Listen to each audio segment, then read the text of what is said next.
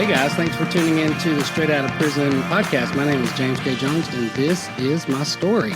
And this is Haley Jones, and this is his story that has now actually really become a part of my story.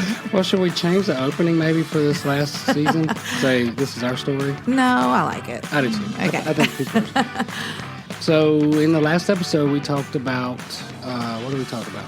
We talked about us bumping. We're bumping now. No, we didn't bump till after we got married. Well, you're the one that used the word bump originally. I said our stories bumped. Okay.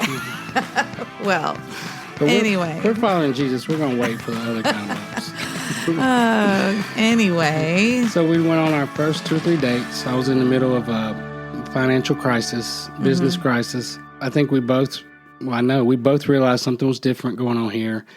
And we left off with, I met your family for the first time, and I was very intimidated.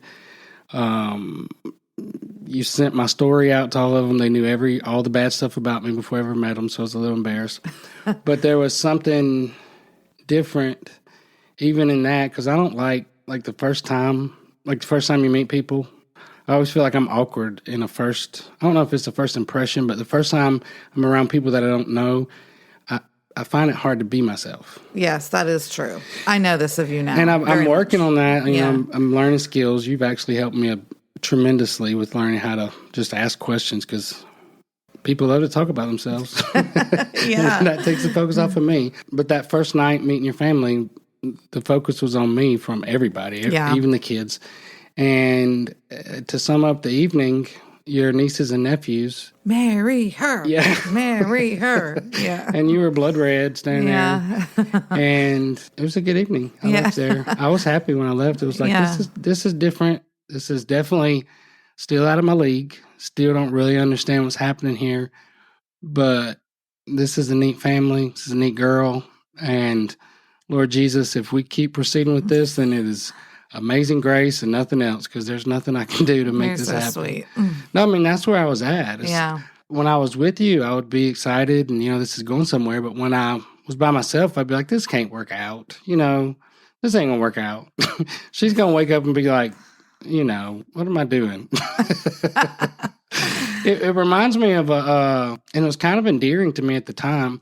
But when I was a kid, I loved Billy Joel. You remember any of his songs? Yes. Well, I can't think of any off the top of my head. He just had a lot of 70s songs. Yeah. I think it was because my mom listened to Billy Joel, but I love Billy Joel songs. But he married a supermodel, Christy Brinkley, I think her name was. Okay.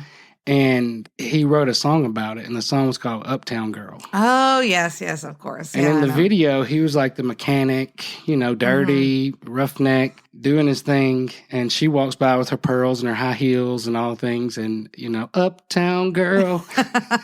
And I wasn't a mechanic. I didn't have car grease all over me, but I had cooking grease all over me. Right. And you were definitely the Uptown Girl, slinging in with your high heels. And slinging in. I did kind of sling in at that. Little bun on the head,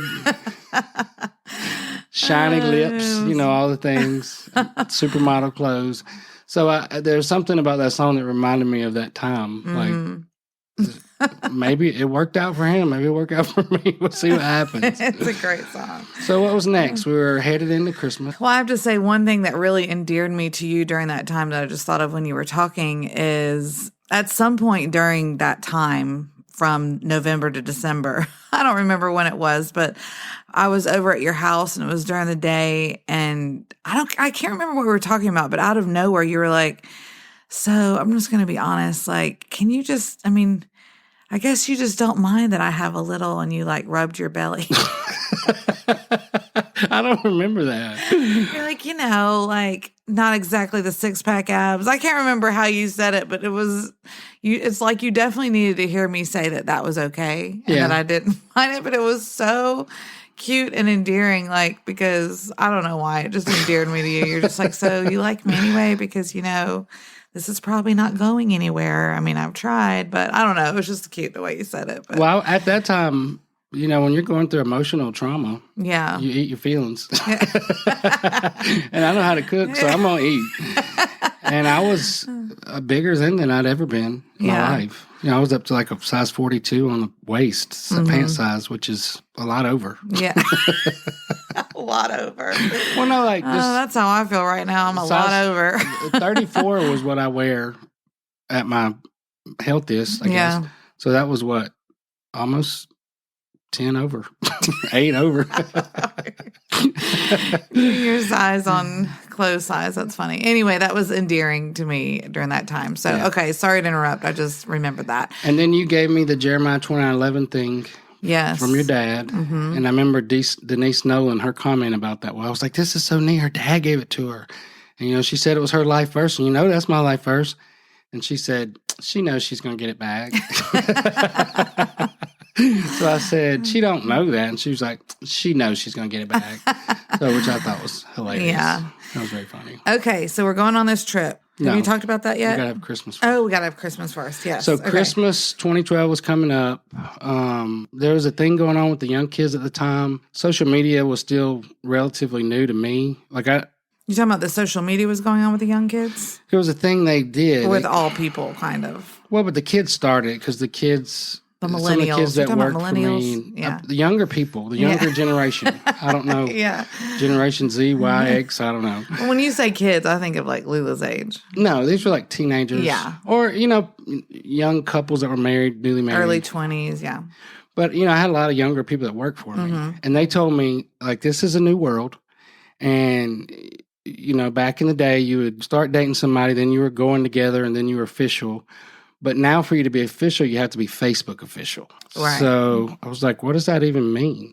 And it's where you change your relationship status to in a relationship with. Right. So we had not done any of that, but we were both active on social media. Mm-hmm. So do you remember when we did that? I remember, did you ask me if we could do that? I actually think it was your idea. I don't know about that. Yeah. I don't know. You say that now, but you were into that a little bit more now than you are now. I don't know if I really feel like that was you. No. I guess. Okay. Whatever. Because I remember having a feeling about it, like kind of being nervous and now I'm being honest, I don't even think I've ever told you this. What? But when it like came to that point or whatever. To be Facebook official? Yeah. Because I had like stopped dating that other guy so short time before. Lars? Yeah. And so I didn't want to I just felt like. You didn't want to hurt his feelings? Yeah. He was in another country, wasn't he?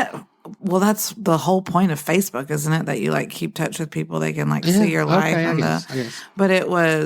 But I remember having not because I didn't want to, just because I felt like I don't want it to seem like I'm jumping. Yeah, I don't know. Oh, I didn't know that. Yeah, I just remember feeling hesitant because of that. I actually did not even know that the thing with the Swedish guy was serious. Well, it wasn't serious. And it really wasn't that serious, but it was just kind of but it was something. A thing. Yeah. No, it wasn't serious, but it was something, and I just felt I felt bad. I'm a people pleaser, kind of at my core. So, well, I'm like that. I'm not a people person per se, but I'll go out of my way not to hurt anybody's feelings. Right. To do everything I can to make sure you protect, because I know what it feels like to have your feelings hurt. Right. Anyway, so I don't remember how it all came to be, but I do. Okay. Of course you do. Go ahead. Go ahead. I was going out of town for Christmas, and it was your first Christmas without your dad, so there's a lot of emotional stuff going on at your house. Yes. And it wasn't Christmas Eve, it was the day before Christmas Eve, December the 23rd. So we set up a date where I was going to come and get you and bring you to my house, and we were going to do Christmas together. Oh, yes. Now it's all coming back to me now. And it was such a long day, because I remember I was in such a funk and so depressed. I had not put out anything for Christmas. Mm-hmm. Everything was packed up in the garage. Right. And I spent the whole day putting out Christmas lights and decorating my house because I didn't want you to think I was a weirdo. But I just didn't. I didn't feel like the need to. But now all of a sudden I got a date. She's coming over here for Christmas. We got to make this happen. And I cleaned my house. I spent the whole day. I was actually late coming to get you. You were 2 hours late. Yeah, you were aggravated with me. Well, but you wouldn't say it. I remember because I was living with my mom at the time, and I was I don't know, this brings late to a whole nother level of late. It's we're supposed to be having dinner. My mom was like, I actually can't remember her response, but I was aggravated for sure. Yeah, but you were happy when I picked you up. Yes. And I remember I made you, I'd spent so much time, I had like this elaborate dinner planned out, but I'd spent so much time cleaning and decorating the house that I didn't have a lot of time. So I threw together some creamy potato soup and I made roast beef sandwiches with goat cheese. Just threw that together, huh? Well, no, those are easy meals. But I remember when we were eating dinner, like you were just so excited. You were just eating. I was starving. I thought I would be eating 2 hours before, and I was. No, but a lot up. of girls, like when they're in front of you, they don't eat like that. And I was like, like what? Like Please. Really, just eat. Especially when you're dating, they act, I'll just have a salad or. I'll just have the tuna fillet or something. I ate properly. I mean, it's not like you. No, but I was like this savaged animal. But you were enjoying it. You were like, man, this is so good. The potato soup with the roast beef and the goat cheese is my favorite. And, it was good. But I got actually remember so that. excited about that. I was like, we can even eat together. We don't have to play the games. Like, what is happening here? This is amazing. We can eat together. But then we decided over dinner it was time for us to be Facebook official. Okay. So that was the first that most people in my life, other than my staff, knew about you. Nobody knew you up to that point. I do now. Okay, now see, I forgot about this. I'm glad I have you. Yeah. I actually remember the picture. I remember taking a picture to put on there. Now I remember. I'd forgotten all about that. So we posted it, put it on social media. It was James K. Jones in a relationship with Haley Hobart, and Haley Hobart in a relationship with James K. Jones. And that set off a little flurry for the next week or two. A little Facebook flurry going on. Well, no, people started messaging me and texting me, and I know her, and how did you, Yeah. because you were out of my league. Honestly, you're sweet, babe. But I think the funniest one I got was from Jeff Dennis, who had been an investor in Kairos, and he owns a jewelry store in Gardendale. Yeah, and he sent me a message. I was like, "Look, if you break that girl's heart or do anything to her, all of Gardendale's going to come after you and get you." And I thought it was cute. It bothered me for a second at first, and then I was like, "Well, I'm not trying to break nobody's heart." And I had in my mind, because his jewelry store is directly across the street from your dad's agency, I thought that maybe him and your dad were like best friends, the way he talked to me. Yeah, no. But then I found out later they weren't even that close to friends, but he loved you. Well, yeah. I mean, he's the one, if you remember, I don't remember which episode it was that I walked in, because, Jeff Dennis is just very well-known public figure in our small town. But he's very active in our community. Very active, just very generous, honestly, and very, Great funny, guy. willing to do, community stuff. And so that's why it was kind of funny when I, walked in his jewelry store and told him that I had proclaimed that he was the business of the week. By who? Me. He was like, said, "Who are you again? Who are you?" Yeah. And I mean, I don't know this for sure because I haven't had this conversation with him, but I think that kind of endeared me to him. Yeah. And just, I was very active trying to get that BNI, the networking group, up and going. And so anyway, yeah, I think and then when my dad passed away, I think everyone just kind of felt that for us. Yeah, he was actually the one that ordered the food for your dad's funeral from Kairos and paid for it. So generous, yeah. It wasn't a small bill either. It was a big amount. But anyways, I just thought that was cute that he was let me know if you got any bad intentions for this girl, we're going to come at you. He actually said all of Gardendale will come and get you. All of Gardendale. So I was like, wow, what have I got myself into here? But then your cousin Katie sent me a message, friended me immediately on Facebook. I didn't know her. I don't know nobody named Travis Hayso. Katie's funny though. Katie, I think I remember her being like, "Excuse me, why didn't you call me and tell me?" To me. Well, she friended me. I think it was on Christmas Eve. Friended me, and I accepted her friend request because some of your mutual family or something. And then she sent me a message. I need to look that up. It's probably still in there somewhere in Messenger.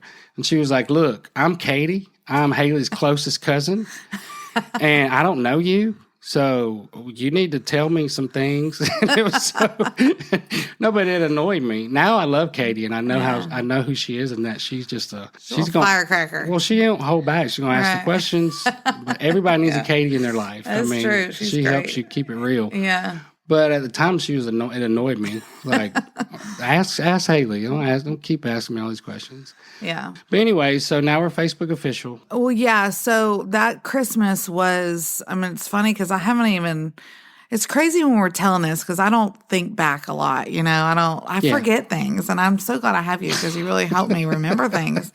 But yes, that particular Christmas was the first one. So I guess for you too, it was the first without your granny. Must have been, right? I didn't really process that at the time. So the only reason I bring that up because it was the first without my grandmother and my dad. Yeah, I mean, anyone that has lost a parent or, anyone, like a family member, knows that, like, the first of things are hard. And that was the first Christmas. And on top of that, my mom had this shoulder surgery that you'd mentioned and was really not able to do anything. And so my mom really took a lot of pride and like loved decorating her house. Mm-hmm. She went all out for Christmas.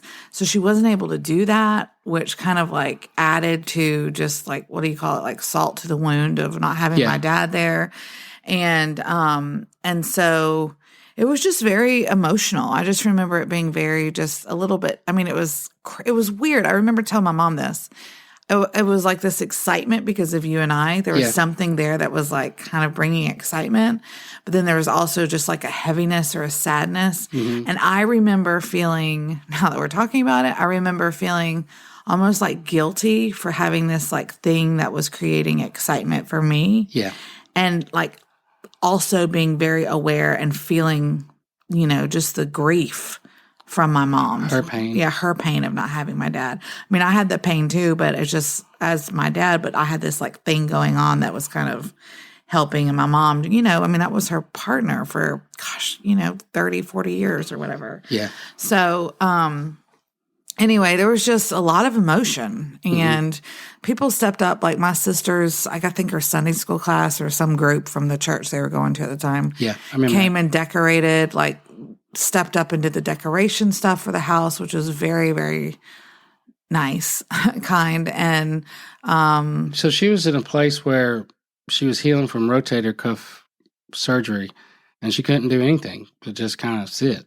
Anyway, yeah, it was just It was a heaviness. Lot. Yeah. And I remember she couldn't cook that year either. So y'all ordered Christmas dinner from That's true. I forgot. So I had asked you about cooking several things because my mom always did a huge spread. And like I said, it was the first without my grandmother too. And she always like had a major contribution to any like Christmas, Thanksgiving. So, so you cooked a lot of our food that year. All of it, maybe. It was a big order. Yeah. I remember it was a old-fashioned chocolate cake. And we ordered almost everything from you, I think. Yeah. So that was kind of a neat little thing, too, that you were able to do that like that. It was, but it was also kind of made me a little nervous, too. I'm cooking their Christmas dinner. Yeah. And I ain't even going to know if they like it because I won't even be there. Right. So, yeah. And then that Christmas, you went to Phoenix City, right? Yeah, I had to check on my mom. Oh, yeah. Okay, yes. I'm getting caught up with our own story now. Okay. I remember now. Well, I think we talked about it in the last episode. She was living with my cousin. Yes. My cousin had made me aware of the fact that she had developed an addiction to pain pills. Mm-hmm. And you were going to wait till after the holidays to deal with it. Yeah. I asked my cousin, I said, just give me to end of the year and I'll research and we'll figure out what to do. Because I was in shock. I didn't know what to do.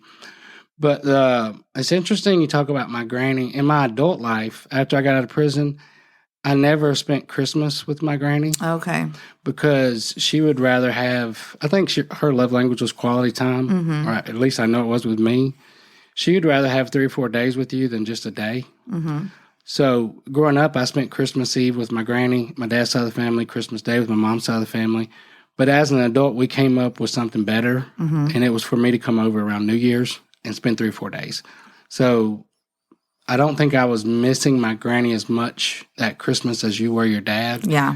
Because that was just not what we did. As adults, that wasn't what we did. Right. But it's funny, you had all that heaviness going on, and then this, we're coming together, this like joyful anticipation thing. And then I had all this heaviness going on with my mom and with Kairos and all the stuff I was dealing with. Heavy, heavy, heavy stuff. And then this exciting stuff happened in the middle of it. It was weird. It was a weird, like, mix of emotions. Yeah. Like, you're up, you're down, you're good, you're not. Mm-hmm. But in hindsight, isn't that really what life is? Yeah. I mean, because there's always something. Yeah. There's always something to deal with.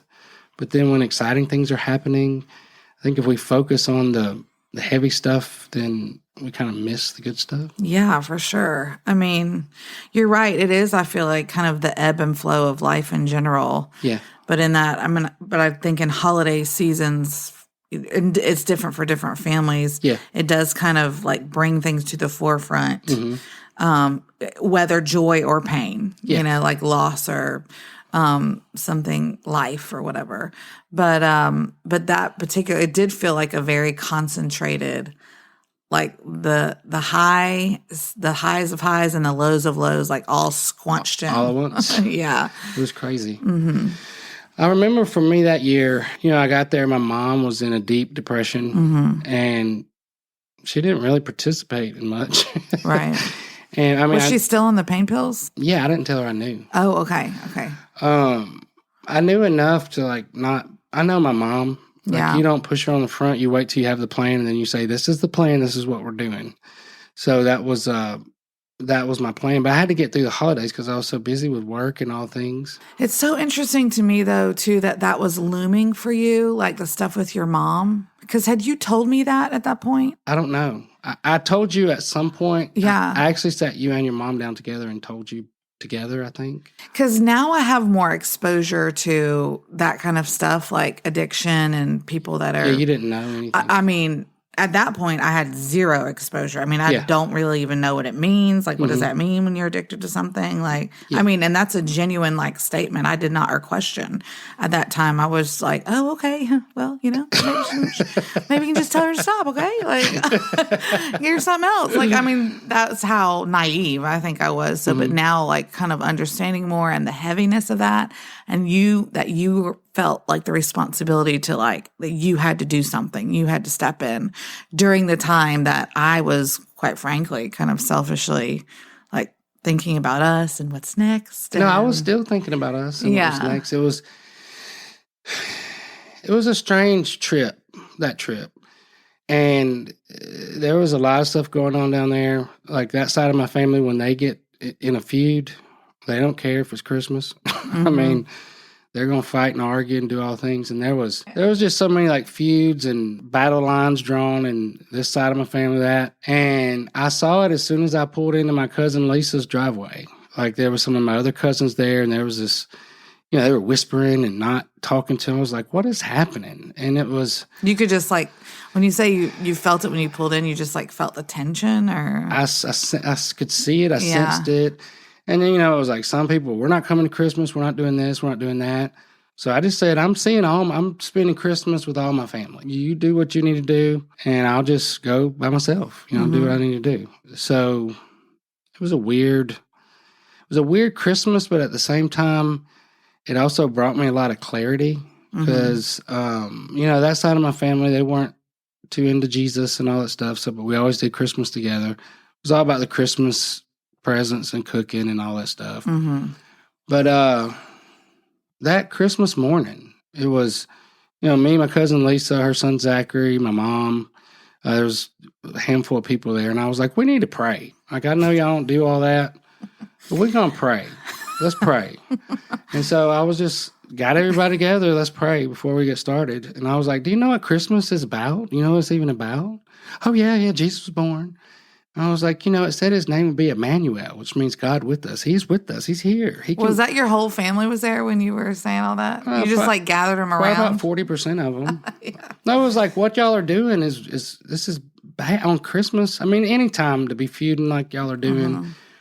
But, Jesus is real. He's here. He can heal all this if you let him. And I think some of them were hearing that, and it was good. And my mom started squalling and doing all that stuff. And then, I went to see my Aunt Patsy because they were on the outs with her. And it was just a day.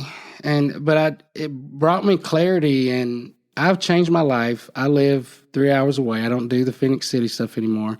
But I did on holidays because they were my family. Right. And I just had a sense that would be my last time doing that with them. And it was going forward. But I had some quiet time with my mom. I told her about you. And what was her response? I don't think I've ever know this part. It's hard I understand this, and I have other friends who were raised by single mothers. Mm-hmm. When a single mother knows that their son has found the person they're going to marry, mm-hmm. they're excited and they like it if it's the right person. But at the same time, there's like a death because they know they're being replaced.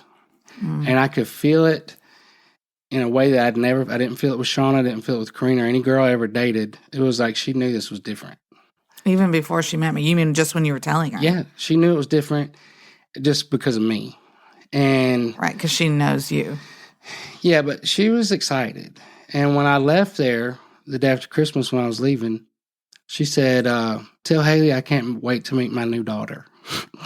And I was like, we ain't did all that yet, but I think it's going in that direction. And but she was sincere.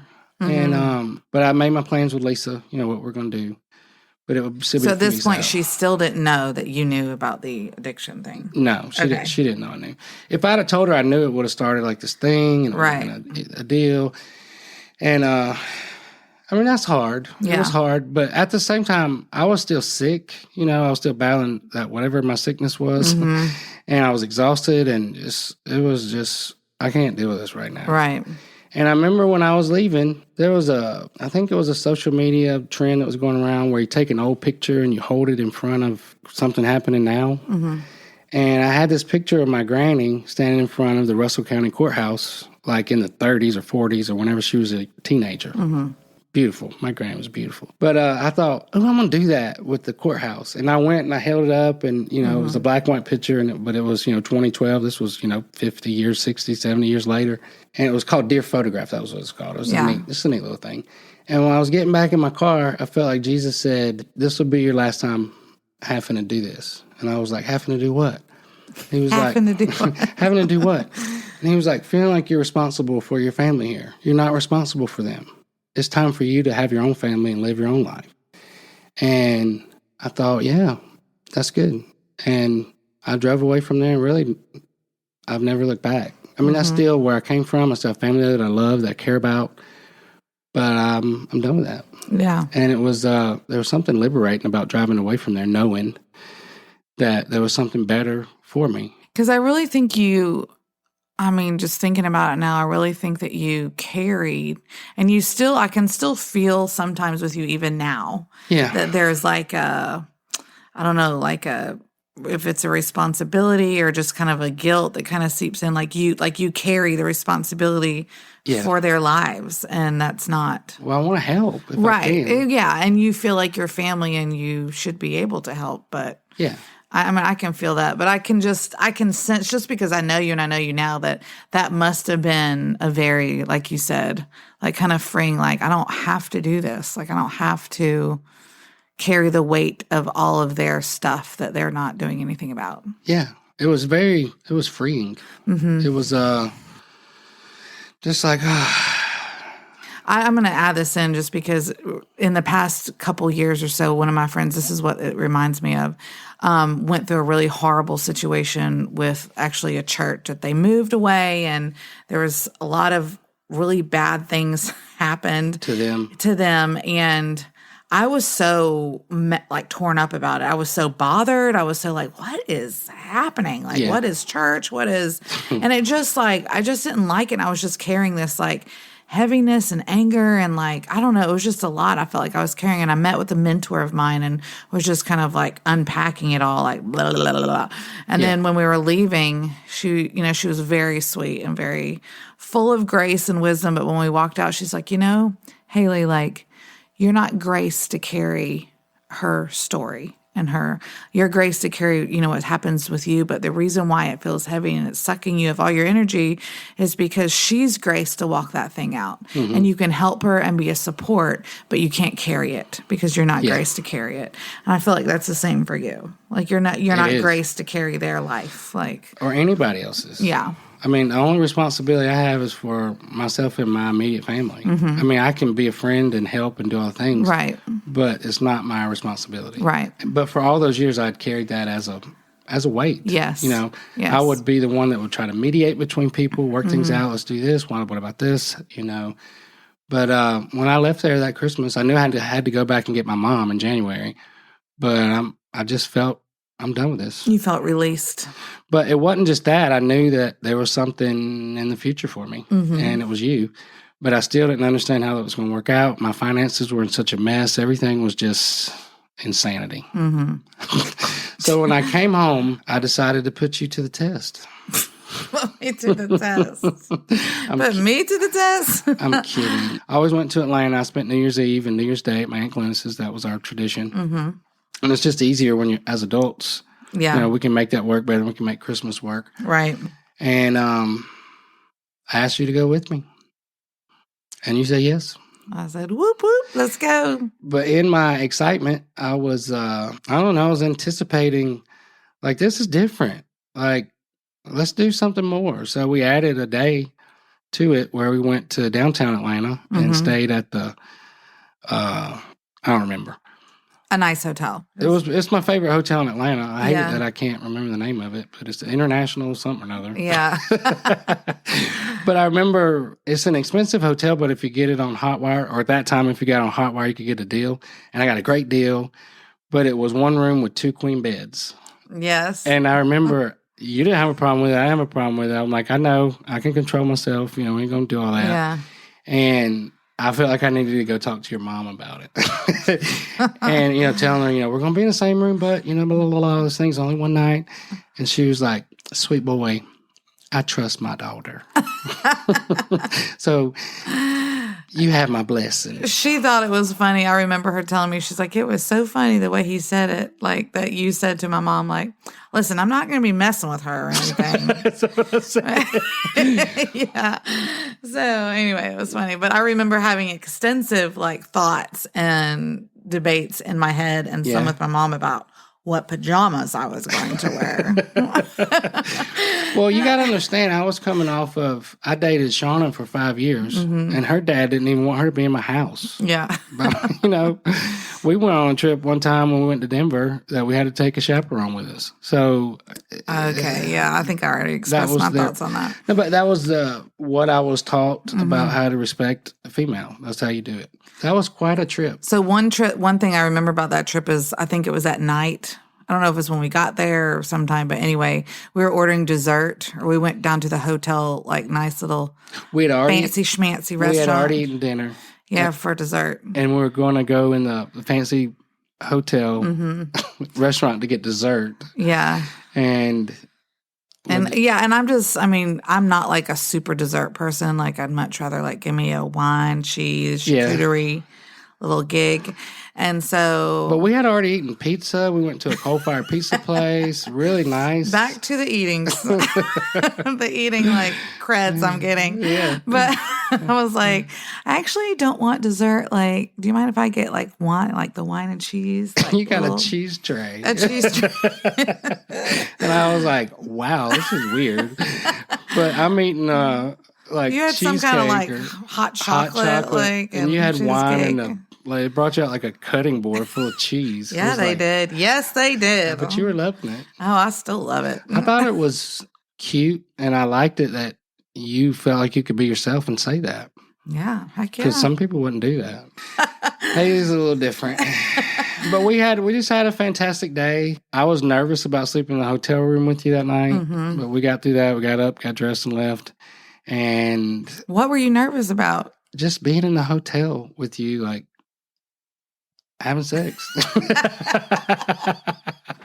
Is that what you were nervous about? Yes, messing it up. Because you were funny. You were just okay, I'm going to bed. Good night. And turn the other way or something like that. I think I was tired. I was very tired. But I was awkward and nervous. Yeah. And I didn't want to mess it up. And you got to understand, this was the 3rd week in December. I'd only known you for a month. Or we'd only been dating for a month. Right. Yeah. And we had never been off together. Yeah, or even been in the same house overnight or even a long time at night. No. It was all, we were still We were so fresh. So fresh and so clean.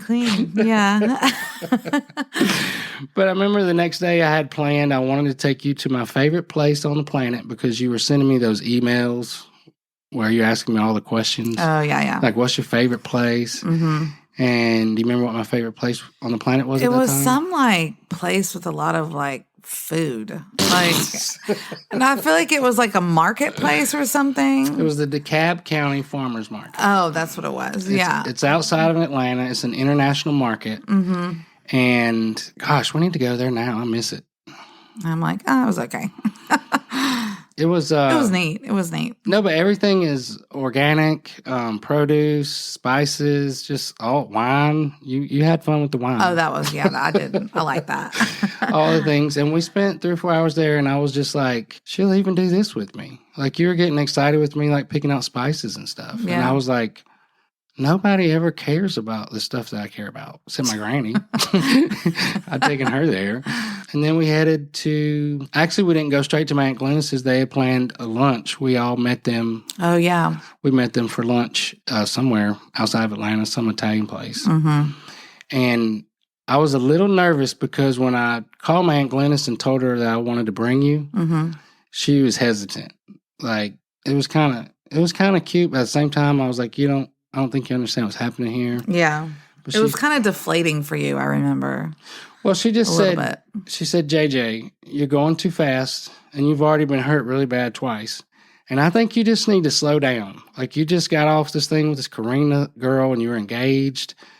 And I was like, that was a whole year ago. And she said, I'm tired of seeing you get hurt. And you get hurt because you make bad decisions, and you trust people that you shouldn't trust.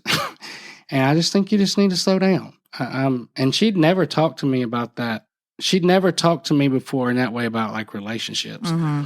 But, I went through the thing with Shauna, then I went through the thing with Karina, and she was and she's my aunt. She loves me. I mean, she's more than aunt. We were close in age, so she was like a sister growing up. I was going to say, yeah, it feels more like that, like an older sister. Yeah. Yeah. And she wouldn't say something like that to me unless she really meant it. Mm-hmm. And so it made me nervous, but at the same time, I was like, you don't understand, this is different. Yeah. And she was like, well, you always say that. And so I was a little nervous about that. But so when we met at the restaurant, it was my Aunt Glennis, her husband Dennis, her 2 kids, and then my Aunt Denise, and then her 2 kids and their families. I remember being a little nervous. I mean, I remember, but not bad nervous, but just like, okay, here we go. Like, but it was exciting too, I mean, it was exciting. It was fun. I remember immediately you connected with my cousin Beth. Her husband Tim is a teacher, mm-hmm. and you were a teacher. Right. So y'all connected and were talking. And Glennis, she could be the one that would be the most critical about anything, mm-hmm. just because she's an 8 on the Enneagram. She's a challenger. Right. She's not going to sugarcoat anything. I think it took her maybe 7 minutes to warm up to you. And 7 minutes. No, it wasn't long. And she pulled me off and was like, I think this is different. And I was like, I told you it was different. And she said, I think you're right. And then my cousin Beth, it was towards the end of that dinner, she pulled me off and she was like, I'm not trying to tell you what to do, but as soon as I met Haley, I feel like I met somebody that was in my family. Oh, that's so sweet. You do whatever you want with that. But so that was exciting. Yeah. I mean, it was just neat because I felt, nervous, but at the same time, it's just like, it is what it is and I am who I am. I mean, I'm just like, here we go. And it felt very natural and fun and easy. And it was. Because it was the first time, I think that's the first family of yours that I met. That's the first anybody you met. Yeah. Mm-hmm. It was. It was good. It was neat. Yeah. I'm just remembering that day. You can't see him, but he's just sitting here shaking his head yeah. No, I just remember how satisfied I was. Yeah. It was because I'd brought girls before, and it was always this awkward thing.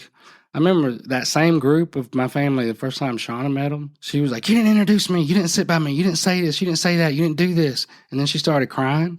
And I'm like, gosh. I don't even know what's happening. I said, this is my girlfriend, Shauna. What do you want me to do? What do you want me to say? Do you want me to sit you up on the table and tell a story about you? But I didn't experience any of that with you. You were secure, confident. You did it was just good. Yeah. I remember my Uncle Kenny, Denise's husband, Kenny, he was like, I got the check for everybody, and I was like, wow, if I'd have known that, I would have ordered a steak. But it was good. I think he actually pulled me off and was talking you up. And he's not even one of those guys that talk like that, but just like, who you marry is important, having a good wife and a family and stability. Having a good wife. And so, of course, I was like, well, we ain't doing all that yet, so let's pump the brakes on that a little bit. But we're about to.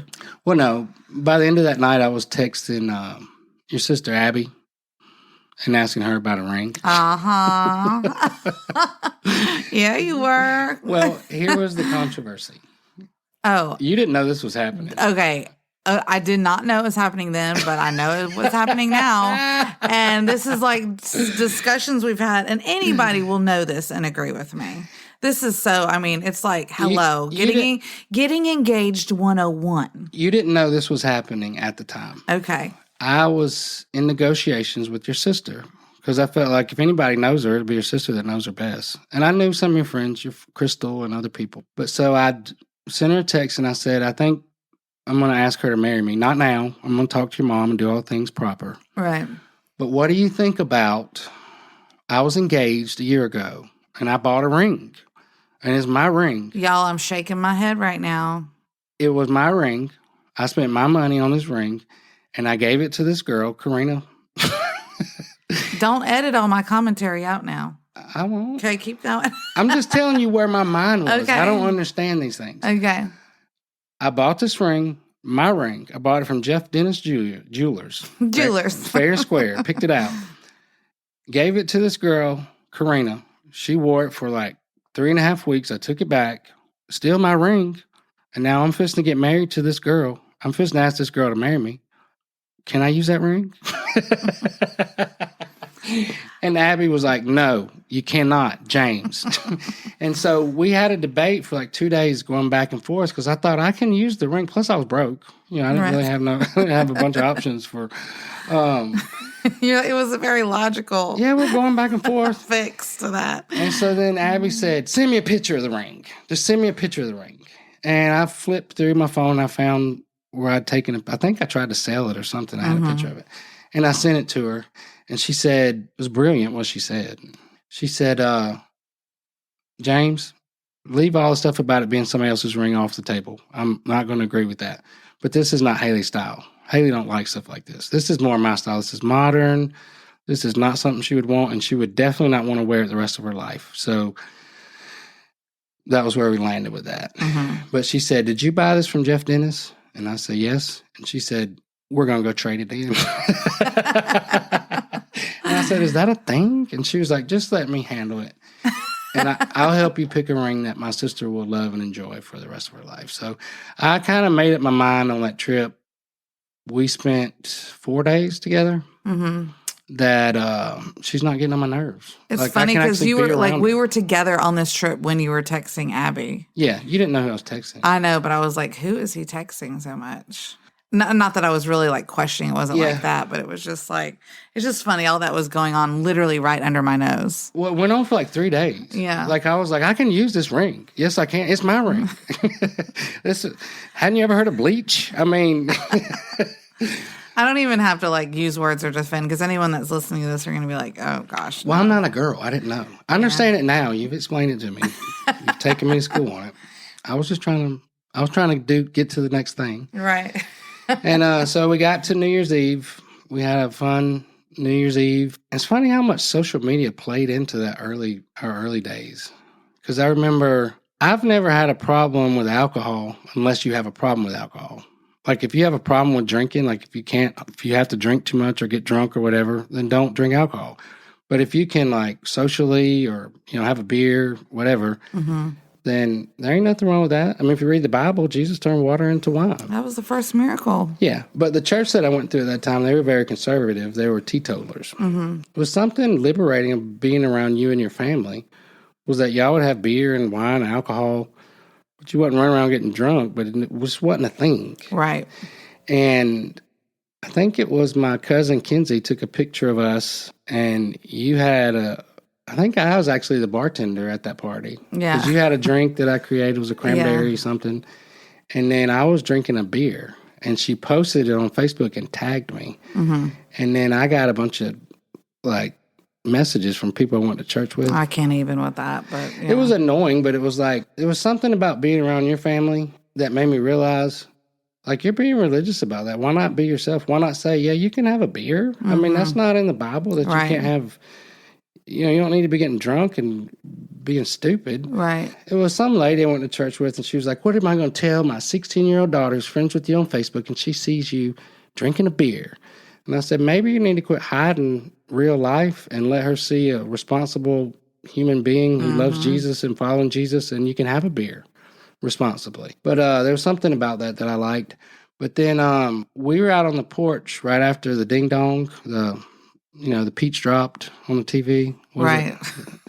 Like whatever they do for New Year's. Yeah. It's 2013. The ball drop. And in Georgia, it's the peach drop. Yeah. Yeah. But we were standing on my Aunt Glennis's porch. Oh, I get embarrassed for you to be telling this. You do? Oh, my God. Yeah. I don't know why. I had never touched you. I never kissed you, never hugged you, up to that point. We had hugged. Not really. Not like a romantic type of thing. Yeah, that's true. I think that's true. But I had been sick the whole time we were dating. Now that is true. So we probably. And it was like they said I had a stomach flu. Mm-hmm. You asked me. You're like, so when are you going to kiss me? And I was like, when I don't have the stomach flu. Do you remember that? Yeah, I vaguely remember that. It was weird. I was like, that don't bother you that I'm like sick? And you were like, well, you don't look sick now. Or something. I can't remember exactly how it was, but that was where we had our first kiss. Yeah. It was rain in the new year. Yeah. And I was so happy to see 2012 leave. It was like comparable to seeing 2020 leave. That's just true, like, yeah. let's move on. Let's move on with life. Yeah. That was neat. That was neat. So we had our first kiss, doing all the things. I remember on our ride. Well, we weren't doing all the things. No, but when you said that, it sounds like we do that. Had a first kiss. We were doing all the things. So we had our first kiss. Yeah. And here we go. Here we go. And I remember on the ride back home, it was like a 2.5 hour drive. Mm-hmm. We're just having conversations. And I think that's when I told you about my mom. Yeah, I felt like you're right. Because I remember that was a heavy ride home. Like, I need to get all this out. Because you knew it was coming for you to have to deal with it. Yeah. Yeah. And then I also, I feel like I need to make you aware of my financial situation. Mm-hmm. And I just blurted it all out. Once again. I just feel like we need to get it out. I'm in a mess financially. Yeah. And you just leaned back in your seat and you smiled at me and you said, well, I don't have any debt. And so I was like, well, good for you. But you're like, I don't have anything. My dad left me a little bit. I'm good. I don't have any debt. Good to go. Okay. No, but I was like, well, good for you. But I do. And, but then you told me about a dream you had. And I knew that it was the same for you. Yes. You want to tell about the dream? So I had this dream, and I'm sure you might remember some details that I don't about the dream from when I told you, but the dream was we were in a car and we were going somewhere, me and you. And we were in my car, my Tahoe. Yeah. Yeah. Okay. Yeah. And we were going somewhere. I don't know where we're going. And we were just driving, and all of a sudden you got out of the driver's seat, when the car was driving, was just went to the back to get something or do something. And I'm like, what are you doing? You're driving. You need to get back in the. And you're like, no, it's fine. It's got this auto thing. And I was like, no, that doesn't work. You can't just go to the trunk. And so then I frantically jumped in the driver's seat and started trying to drive the car myself, and realized that when I started to drive it, that it was being controlled, it was being driven. Mm-hmm. And I was trying to force the wheel. I was like, no, I need to drive. I need to take control of this thing. And realizing that what the car was doing, it was driving itself, but it was going everywhere that I wanted it to go anyway. And I didn't need to be controlling it. And it was just this panic, but I had a hard time getting my head around it's driving itself, and I was trying to force it. And then I realized I'm trying to force something where it's already doing it anyway. Yeah. And when I woke up, I knew immediately what it meant. And it meant that it was just you and I's relationship, that I felt like it was the plan. And I feel like like God had like written this story long before we came along, and it is what I wanted, but he was in control, and it was going, and I didn't need to worry about it. I didn't need to try to control it. I didn't need to worry about you, like he's not even doing, what he should be doing and driving that. Yeah. Like it was, I don't know, that the story was already written, and it was exciting, and I could just sit and enjoy the ride. When you told me that, I was like, well, she's feeling the same thing I'm feeling, so we just need to figure it out. Mm-hmm. Yeah. So that's here we neat. go. I remember that. I forgot about that. Of course. She did. No, but that was the thing that made me know that I knew what I was feeling. I knew what I sensed. I knew none of this made any sense. But at the same time, I always know what somebody else is experiencing. Mm-hmm. But when you told me you had that dream, I was like, oh. And for me, that dream meant that Jesus was driving. Yeah, for sure. Yeah. That he had already written the story. The car was like things were happening that he had. And that you knew it. Like predestined to happen. And So, and it was neat. And gosh, it happened so fast. Yeah, it did. It's crazy. Like looking back now, like in the time it felt fast, but like looking back on it, I'm like, dang, like, and I always now I see things through the lens of like, if you try something like that, I'd be like, excuse me, honey, pump the brakes. Mm-hmm. But yeah, it just speaks to, I think, I don't know, just, it sounds so cliche, but like what's meant to be, like not will be. I mean, we have to cooperate. But, I think that's the most beautiful part of our story was that neither one of us tried to make anything happen. Mm-hmm. I mean, I wasn't. You hear that song, I was looking for love in all the wrong places. I wasn't even looking for that anymore. I gave up on all that. Yeah. And it was just like, okay, now I can work. Mm-hmm. Jesus says, now I can do what I need to do. Yeah. And he did. But it was so fast, and it was so sweet, and it was so neat. And again, it didn't make any sense. I was not at a time in my life where I needed to be trying to get married. My finances were in a mess. Like my stuff with my mom, all that was just such a mess. And it was so heavy. I didn't know what to do. But I knew that whatever was going on with you was real. And let's just keep going. Yeah. I love how you described it last time, the calm delight. That's the biblical definition for joy. Oh, well, I love that. There was, I know we've coined the joyful anticipation, which there was a lot of that going on, but also I think something, I don't know, that just resonates to me, the like calm delight emotion. Yeah. All right. Well, we're coming to the end of this one. When I got home, I remember that Sunday I was in church, and a friend of mine, Jared, who actually worked for me for a season, I can't remember how long, but he worked for me at Cairo, so he knew me. People know you in different settings. Mm-hmm. When you're in church, you have on your church mask. Right. Praise the Lord, praise the Jesus, everything's good. But then like at home or like in a work setting, you're different. Yeah. Like I like to say, and I believe this is true, but people always say, that's not true. So if it's not true for you, it's okay, but I believe it is. You don't really know somebody unless you work with them or you live with them. Mm-hmm. That's where you really get to know people, because it's hard to carry a mask in those settings. Right. Like you are who you are. And so he'd worked with me for some time. He's a good friend. And he asked about you, and I told him, I said, I took her with me to Atlanta for 5 days, and she didn't even get on my nerves. And he said, James, you got to marry her. And I said, why do you say that? He said, because everybody gets on your nerves. You got to marry her. And it was so funny. And I said, I think you're right. We're just going to keep proceeding, see what happens. Mm-hmm. That is true of you, I have to say. Yeah. No, I was amazed. Yeah. I was amazed that you didn't. This is really happening. Mm-hmm. So here's one thing I want to say about mistakes that I've made in dating. I don't think that as an adult, like my mom needs to tell me who I need to get married to, or your dad needs to tell you who you need to get married to. Like, I don't believe that. Even though with Lula, I'm going to tell her who she marries. Yes, exactly. And Judah and Roy, I'm going to tell them who. Right. I'm kidding. But there is something to be said for, if you're getting into a serious relationship, how your family responds to them. Mm-hmm. Like, are they on board? Your family should have input. And it amazed me, this had never happened before, that my whole family accepted you and was excited about you. I mean, later on, I took you to Phoenix City. I think it was the next week I wanted you to meet the other side. Mm-hmm. Let me take you to the other side. The Phoenix City side. But when we met my Aunt Patsy, who was the most critical of anybody. She's never liked anybody I've ever dated my whole life. But I think it's because she loved me and she was for me and she didn't want to see me get hurt. And she's been hurt a lot in her life, so she had a lot of baggage. I took you to meet my Aunt Patsy at the Piggly Wiggly on 14th Street in Phoenix City where she worked.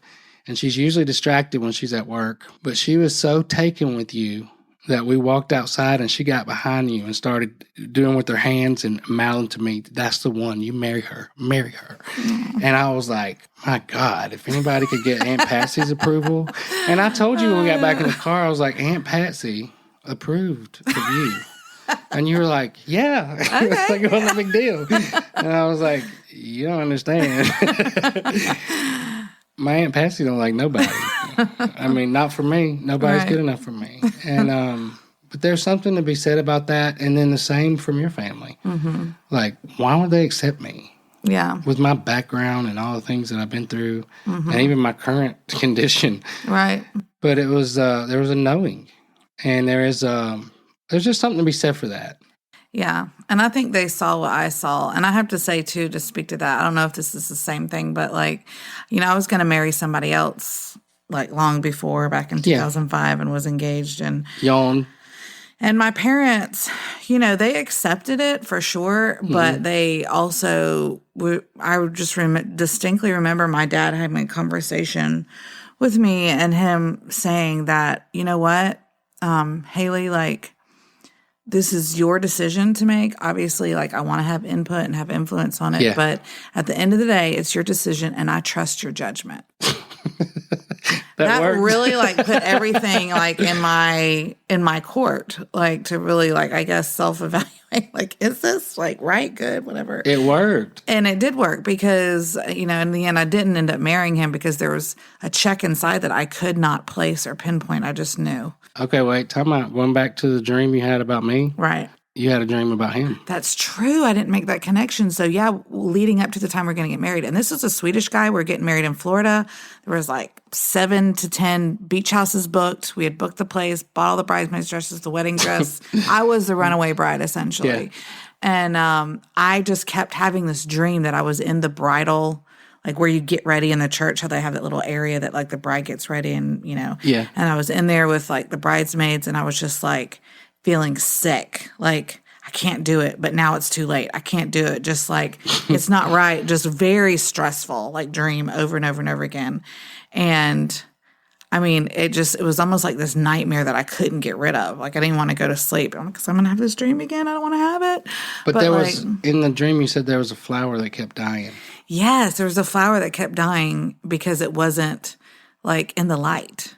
And there was a lot of things, I mean, this is probably like a whole nother podcast, but there's just a lot of things that like I'd hidden and just from my parents, just because I didn't want them to be ashamed or disappointed in me. Yeah. And so there was so many things in the relationship that wasn't just like out there. And I think all that came into play and I've realized, later, hindsight 2020, that it's like if you're having to hide something, anything really, especially in a relationship with a person that you're going to marry, it's something's off. There's not freedom in that. Like, and that's not love because love is freedom. And so anyway, I ended up not marrying him. But that's funny that I forgot that I had that dream opposed to the other dream in the car. You didn't tell me the long dream. You just said it was a flower that was fading and dying. And you realized it was because it wasn't getting loved. Well, yeah, and too, I mean, I think that what played into that was just kind of like throughout, because we had been together for several years. I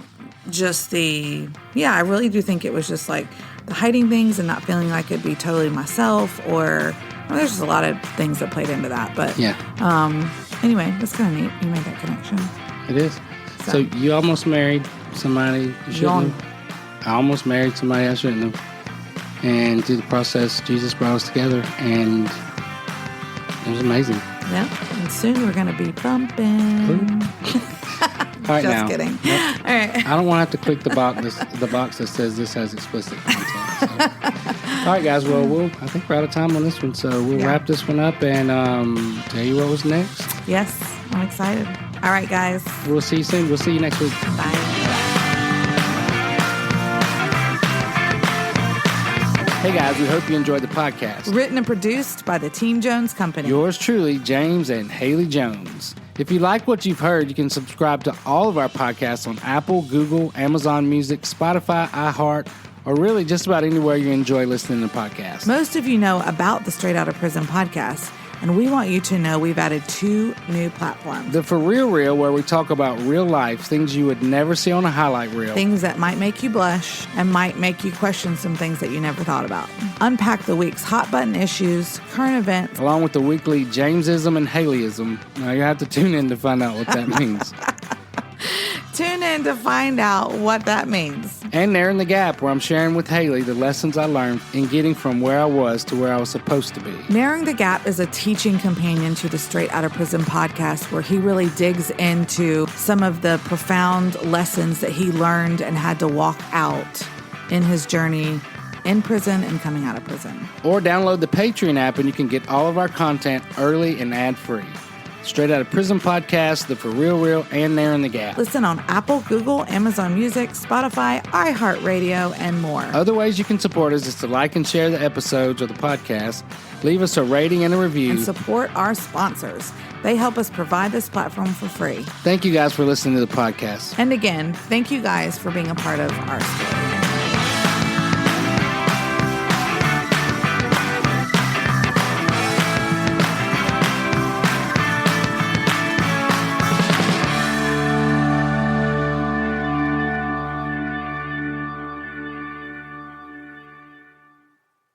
Anything out of these videos, please hit the like button, the subscribe. If you never want to miss a recipe or anything I do, hit the little bell and you'll get notifications.